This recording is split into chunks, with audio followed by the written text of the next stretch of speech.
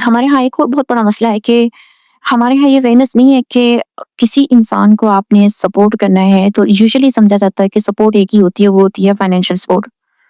Financial support क्या है कि जी हम उस पे खर्च कर रहे हैं, हम उसका खर्च उठा रहे हैं, ये फाइनेंशियल सपोर्ट है। लेकिन और कोई कांसेप्ट ही नहीं है। तो ये कांसेप्ट बहुत ही ज़रूरी है, ख़ास तौर पे मैरिटल लाइफ़ में, शादीशुदा ज़िंदगी में, कि नफ्सियाती और जज़्बाती सपोर्ट क्या होती है। नफ्सियाती और जज़्बाती सपोर्ट दोनों मियाँ-बीवी को एक-दूसरे को बहुत ज़्यादा देनी चाहिए। आप देखें कि फाइनेंशियल सपोर्ट ना हो ना और जज़्बाती और नफ्सियाती सपोर्ट हो, तो इंसान ज़िंदा रह लेता है। वो लड़ लेता है हालात से, वो कुछ ना कुछ कर लेता है। उसमें रेज़िलियंसी आती है। रेज़िलियंसी यानी कि आपके अंदर जो मुश्किल हालात हैं, उनके नतीजे में जो कोई नाकामी हुई है, उस नाकामी से दोबारा उठ खड़े होना और दोबारा कोशिश करना और दोबारा जो है वो सक्सेस की तरफ जो है अपनी एफर्ट्स करना और कामयाब होना।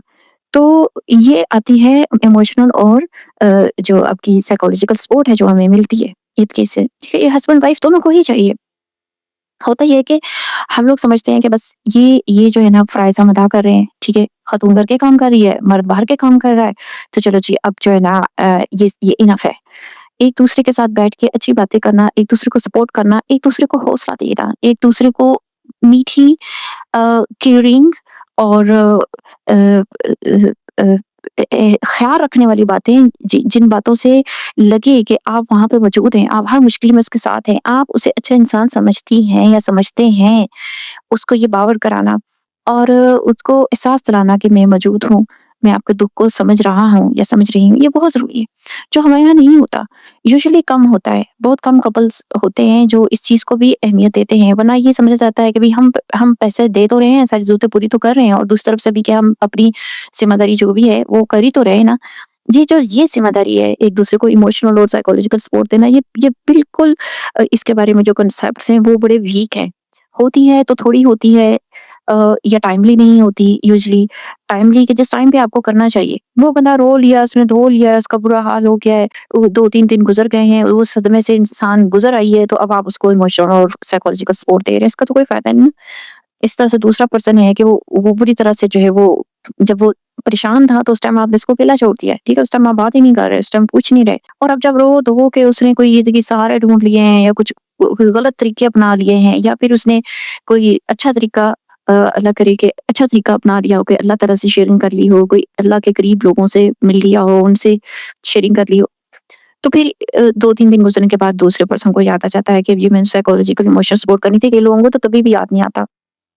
जब बंदा क्राइसिस में होता है तो उस टाइम सबसे ज़्यादा जो उसको ज़रूरत होती है उसी की होती है जिसके साथ वो घर में रह रहा है, उसका जो स्पाउस है। तो हम इस चीज़ को उस तरह से इसको अहमियत देते ही नहीं हैं। हर कोई अपनी-अपनी लाइफ़ में बिज़ी है, ज़रूरतें पूरी हो रही हैं, डिमांड्स पूरी हो रही हैं, एक-दूसरे के पास बैठना है, एक-दूसरे को टाइम देना है, एक-दूसरे से अच्छी-अच्छी बातें करनी है। आप देखें कि ये इबादत में शामिल है ये चीज़। ये सिर्फ़ ये नहीं है कि हम समझते हैं कि अच्छा जी हम तो झूठ बोल रहे हैं, हम दूसरों को कह रहे हैं कि आप जी हमें बड़े अच्छे लगते हैं। हम तो दूसरे को कह रहे हैं कि जी आप हस्बैंड ने वाइफ़ को कह दिया कि आप बड़ी प्यारी लग रही हैं। आप आपकी आवाज़ माशाल्लाह मुझे बहुत अच्छी लगती है या वाइफ़ ने कह दिया कि आप मुझे बहुत अच्छे लगते हैं या कोई तारीफ़ कर दी है। तो हाँ, अक्सर कहा जाता है अच्छा ये तो झूठ है ना, वो तो ऐसे नहीं है। तो ये झूठ नहीं है, ये इबादत है। ये एक इबादत का हिस्सा है कि आप एक-दूसरे की तारीफ़ करें, एक-दूसरे के साथ अच्छी बातें करें। और यूजुअली होता क्या है कि मैं कई क्लाइंट से सुनती हूँ कि जी हम मियाँ-बीवी दोनों काम करते हैं, दोनों थके हुए आते हैं तो जी, उसके बाद जो है जब हमारी इकट्ठे हमारा बैठना होता है, तो वो मुझ पे तनकीदें करते हैं, "तुम ऐसी हो, तुम ये हो, तुम वो हो, तुम्हें ये कमी है, तुम्हें वो कमी है।" और फिर वाइफ़ भी जो है वो तनकीद करती है, "तुम ऐसे हो, तुम वो हो।" उसके बाद ज़िंदगी मज़ीद तल्ख़ हो जाती है और ज़िंदगी में मज़ीद अज़ियतें आ जाती हैं। यानी यही बेसिक मैनर्स नहीं है कि आपस में बैठना है तो बात क्या करनी है? आपस में बैठना है तो कौन-सी बातें नहीं करनी और कौन-सी बातें करनी है? ये नहीं पता, बहुत-बहुत तालीम याफ़्ता लोग हैं, आपस में बैठते हैं, ये नहीं पता क्या बातें करनी है। लड़ाइयाँ शुरू हैं, फलाँ ने ये किया था दूसरों को मैं कई दफ़ा कह चुकी हूँ कि प्लीज़ दूसरों को अंदर शामिल ना करें अपनी बातों को, ख़ास तौर पे अपने ससुराल वालों को शामिल ना करें। ना मर्द करे ना औरत करे, जो उनका ज़िक्र शुरू कर दिया। औरतें मेजॉरिटी ऐसे ही ज़िक्र शुरू कर देती हैं कि जी आपके फलाँ ने ऐसे किया था, आपकी अम्मी ने ऐसे किया, आपके भाई ने ऐसे किया, आपके फलाँ ने ऐसे किया, आपके फलाँ रिश्तेदार ने ऐसे किया। ये सब इससे ताल्लुकात ख़राब होते हैं, इस तरह मर्द भी ना करे।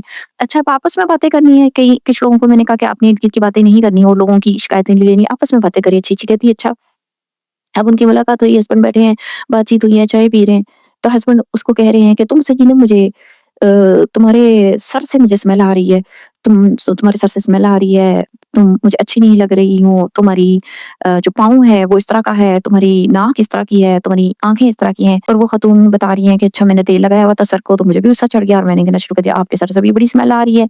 अच्छा आपके भी पाँव इस तरह के हैं, आपके भी हाथ इस तरह के हैं। आप देखिए कि ये क्या डिस्कशन हो रही है ना, डिस्कशन हो रही है आपस में बैठे क्या बातें हो रही हैं। ये ज़िंदगी में ज़हर घोल रहे हैं एक-दूसरे की। एक-दूसरे पे तनकीद हो रही है। अच्छा तुम तो वो फलाँ काम तो बहुत बुरा करती हो, फलाँ की जो बेगम बहुत अच्छा काम करती है, तुम्हें तो वो करना ही नहीं आता। मैं तो तुम्हारे हाथ का ये नहीं खाता। वो कह रही है आप फलाँ काम बहुत बुरा करते हैं, आपको तो पता ही नहीं कैसे करना है, आप इस तरह के हैं, आप उस तरह के हैं। यानी ज़हर घोल रहे हैं एक-दूसरे की ज़िंदगी में बैठ के। ये वो वक़्त था कि आप सारा दिन के थके हारे आई हैं, चाहे वो हाउसवाइफ़ क्यों ना हो, अगर वाइफ़ जॉब नहीं करती है, वो हाउसवाइफ़ है, वो भी फ़र्क तो नहीं है ना, सारा दिन घर की ज़िम्मेदारियाँ उस पे। आप आके उसके पास बैठे हैं, वो भी आपसे अच्छी बातें करे और आप भी उससे अच्छी बातें करें। दोनों मिलके अच्छी-अच्छी बातें करें। दुनिया के सारे गम, दुनिया की सारी तकलीफ़ों को साइड पे रख लें, ठीक है?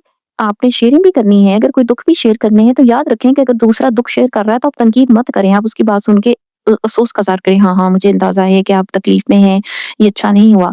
कई लोग ऐसे भी हैं कि दूसरा दुःख शेयर कर रहा है और उस पे चढ़ दौड़ते हैं, उसको उसको तनकीद शुरू कर देते हैं उस पे, कि तुमने तो ऐसे किया था, तुम्हारी वज़ह से ऐसे हुआ, तुम्हारी यानी बात कहाँ क्या वो आप पहले सोचें कि हमारी जो हम यहाँ बैठने लगे हैं, हमारी मकसद ये है कि हम एक-दूसरे से बातचीत के ज़रिए नफ़सियाती और जज़्बाती तौर पे सुकून हासिल करें, रिलैक्स हों हम इसलिए नहीं बैठे कि हम लड़ें, झगड़ें और यहाँ पे जो है वो कोई पंचायत बढ़ा लें या कोई अदालत लग गई है हमारी और यही शुरू हो जाता है।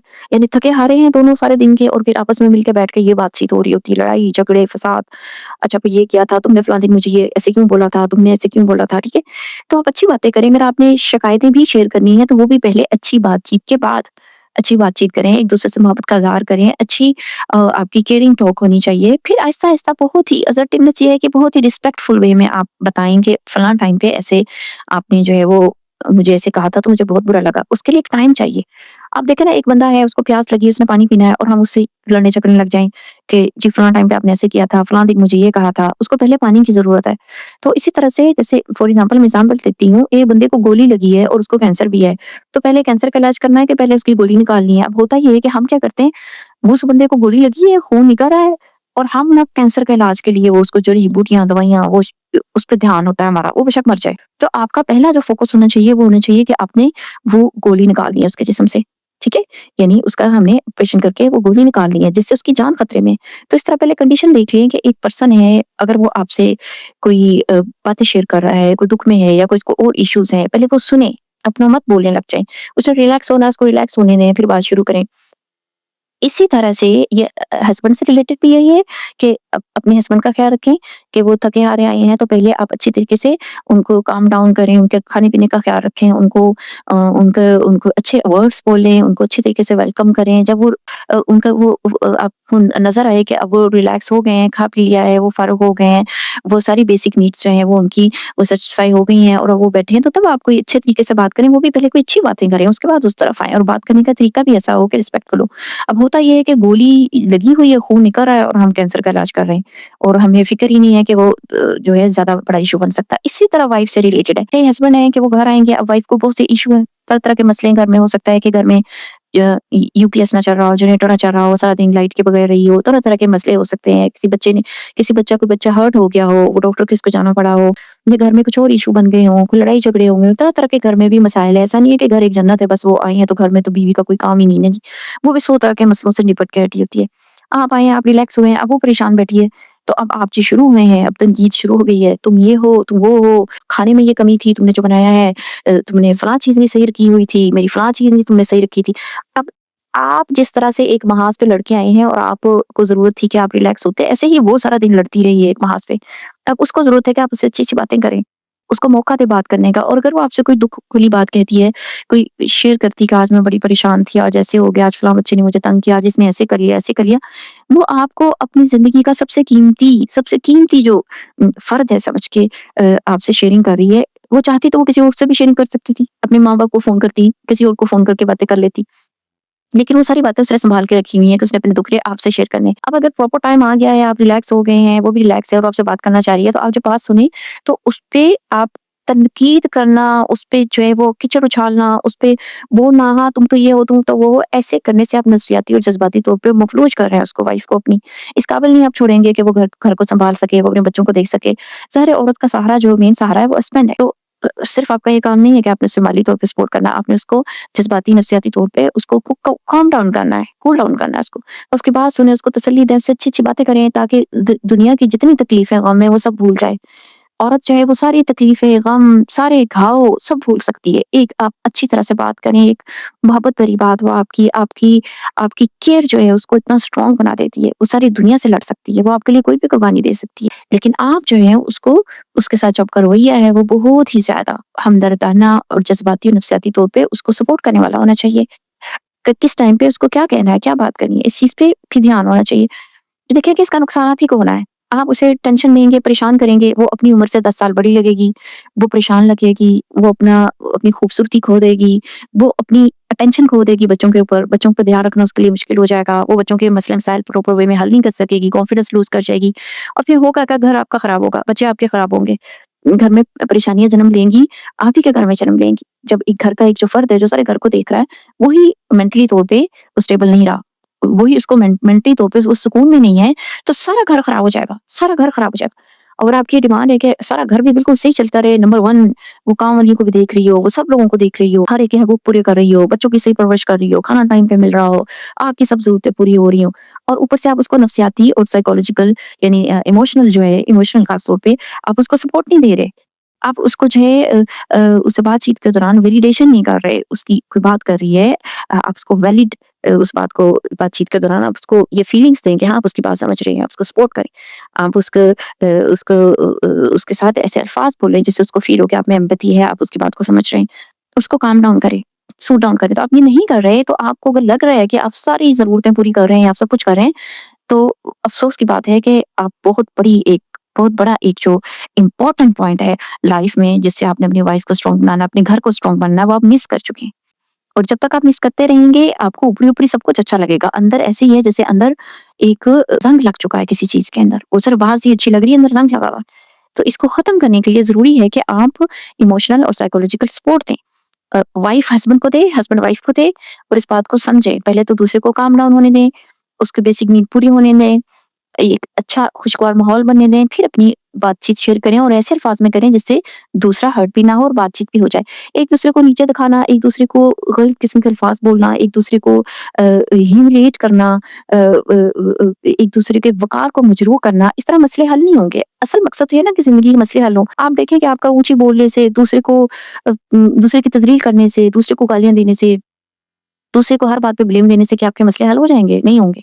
तो मसले जो हल करना है, इस पे फ़ोकस करें कि मसले हल कैसे करने हैं। मसले हल होते हैं इज़्ज़त देने से, मोहब्बत देने से, साइकोलॉजिकल नफ़सियाती तौर पे सपोर्ट करने से, एक-दूसरे का ख़्याल रखने से, हमदर्दी से, ठीक है? तो इस तरह मसले हल होते हैं। आपका बेसिक मकसद होना चाहिए कि आप अपने घर को मज़बूत रखें, मसले हल करें, ना कि मसलों को बढ़ाएँ। तो एक-दूसरे को ह्यूमिलिएट करना, एक-दूसरे को की तज़लील करना या एक-दूसरे को मज़ाक करना, ऐसे मज़ाक जिससे दूसरे को तकलीफ़ पहुँचे, एक-दूसरे की बात को गौर से ना सुनना, ये आप अपना घर खुद तबाह कर रहे हैं। आप अपने साथी को नफ़सियाती तौर पे अनस्टेबल कर रहे हैं, आप उसे कमज़ोर कर रहे हैं और फिर बाद में जब घर ख़राब होते हैं तो तरह-तरह के हमारे पास बहाने आ जाते हैं। हम कहते हैं नहीं वो तो इस वज़ह से हुआ था, वो तो उस वज़ह से हुआ था। हम कभी भी इस बात की रिस्पॉन्सिबिलिटी नहीं लेते कि हमारा इसमें एक बहुत बड़ा रोल है। तो प्लीज़ इस चीज़ का ख़्याल रखें कि जो हेल्प होती है, जो सपोर्ट होती है वो सिर्फ़ फाइनेंशियल नहीं होती, ना ही वो सिर्फ़ ये होती है कि घर के औरत ने सारे काम कर लिए हैं, यानी कि खाना वगैरह दे दिया है, बच्चों को देख लिया तो हो गई है।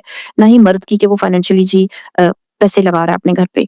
दोनों को ज़रूरत है कि दोनों एक-दूसरे की नफ़सियाती और जज़्बाती तौर पे उनको सपोर्ट करें, एक-दूसरे को इज़्ज़त दें, एक-दूसरे से को प्यार-मोहब्बत से डील करें, एक-दूसरे की बात सुनें। आप नहीं करेंगे तो फिर कोई और सुनने वाला बीच में आ जाएगा।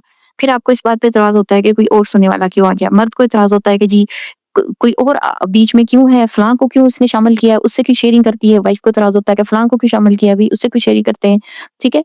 तो ये बहुत बड़ी तबाही होती है। कभी भी किसी बाहर के पर्सन को इस तरह से लाके आजकल ये बहुत खतरनाक काम है। बेहतर ये होता है कि आप किसी दीनदार पर्सन को जो जिसको अल्लाह का डर हो, अगर आपने शेयरिंग करनी है आप उससे करें या आप साइकोलॉजिस्ट से शेयर करें, आप मैरिटल काउंसलिंग करवा लें। लेकिन जब हम रंग-बिरंगे लोगों को अंदर लाने लगते हैं तो मसले हमेशा बहुत ज़्यादा बढ़ जाते हैं। वो गलत गाइड करना शुरू कर देते हैं। तो इससे पहले कि दूसरे लोग जो हैं आपके स्पाउस को गलत गाइड करना शुरू करें, आप फ़ौरन से सिचुएशन को अपने कंट्रोल में करें। सिचुएशन को अपने कंट्रोल में करें। अपनी मोहब्बत, अपनी अनायत, अपना प्यार, अपनी तवज्जो, अपनी हमदर्दी अपने साथी को दें, उसको टाइम दें।